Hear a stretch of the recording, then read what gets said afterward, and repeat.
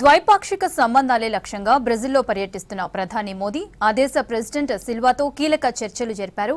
అంతకుముందు బ్రెజిలియాలో ప్రధానికి గ్రాండ్ గా వెల్కమ్ లభించింది. అటు బీహార్ ప్రభుత్వ ఉద్యోగాల్లో మహిళలకు 35% రిజర్వేషన్లు అనౌన్స్ చేసింది నితిన్ సర్కార్. ట్రేడ్ యూనియన్ల బంద్ పరిమితమేనన్నారు కమలం నేతలు.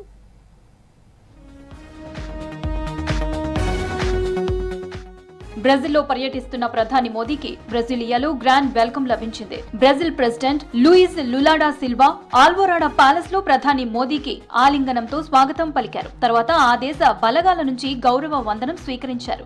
ఇరు దేశాల మధ్య వ్యాపార వాణిజ్య సంబంధాలు మరింత బలోపేతం చేసుకునేందుకు ద్వైపాక్షిక చర్చలు జరపనున్నారు.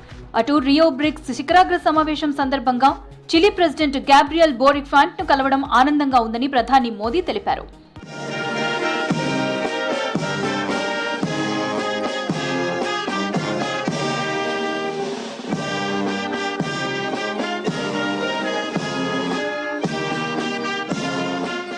ట్రేడ్ యూనియన్లు నిర్వహిస్తున్న భారత్ బంద్ కు సిపిఎం మద్దతు ఇవ్వటంపై స్పందించారు కేరళ బీజేపీ చీఫ్ రాజీవ్ చంద్రశేఖర్. ఇది దేశవ్యాప్తంగా నిర్వహిస్తున్న సమ్మె కాదన్నారు. 9 ఏళ్లుగా కేరళను ఏలుతున్న సిపిఎం రాష్ట్ర ఆర్థిక వ్యవస్థను నాశనం చేసిందని విమర్శించారు Rajeev Chandrasekhar. We are today losing our talent, losing our youth, and because we are losing our youth, we are losing investments.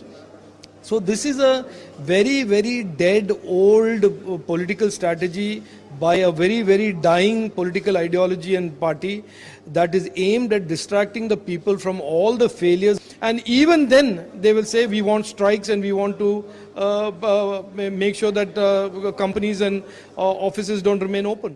Bihar crime capital గా మారిందని రాహుల్ గాంధీ చేసిన కామెంట్స్ సరికాదన్నారు కేంద్ర మాజీ మంత్రి బీజేపీ నేత షానవాజ్ హుస్సేన్. బీహార్ లో నేరస్తులపై నితీష్ సర్కార్ ఉక్కుపాదం మోపుతుంటే రాహుల్ విమర్శించడం ఏంటని ప్రశ్నించారు. గోపాల్ కేమ్కా హత్య కేసులో నిందితుడి ఎన్కౌంటర్ నేరస్తులకు ఓ హెచ్చరిక లాంటిదన్నారు షానవాజ్ హుస్సేన్.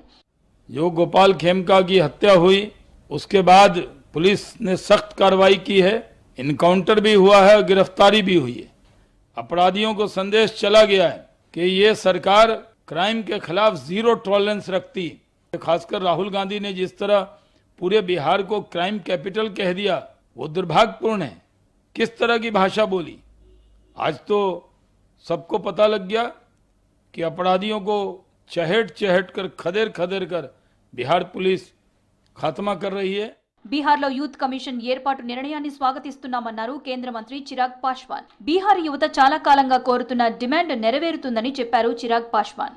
और उनका हृदय से धन्यवाद करता हूं कि बिहारी युवाओं की इस मांग को उन्होंने सम्मान देने का कार्य किया.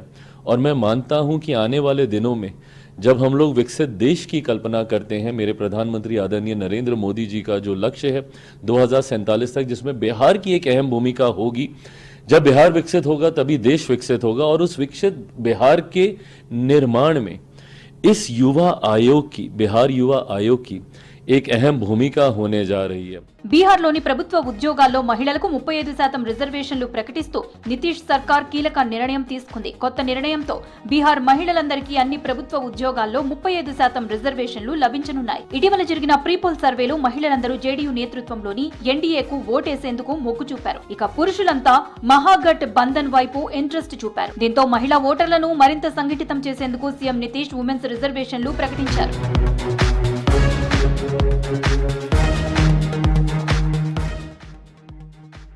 బీజేపీ ఎంపీ నిషికాంత్ దూబే చేసిన వ్యాఖ్యలపై స్పందించారు మహారాష్ట్ర సీఎం దేవేంద్ర ఫడ్నవీస్. దూబే వ్యాఖ్యలు సాధారణ మరాఠీ కమ్యూనిటీకి సంబంధించింది కాదన్నారు. వివాదాలు సృష్టిస్తున్న సంస్థలపైనే మాట్లాడారని తెలిపారు. అయితే ఆయన చేసిన కామెంట్లు పూర్తిగా కరెక్ట్ కాదన్నారు. దేశ ప్రగతిలో మహారాష్ట్ర భాగస్వామ్యం విస్మరించలేనిదన్నారు. ఒకవేళ లేదంటే అది పూర్తిగా తప్పన్నారు.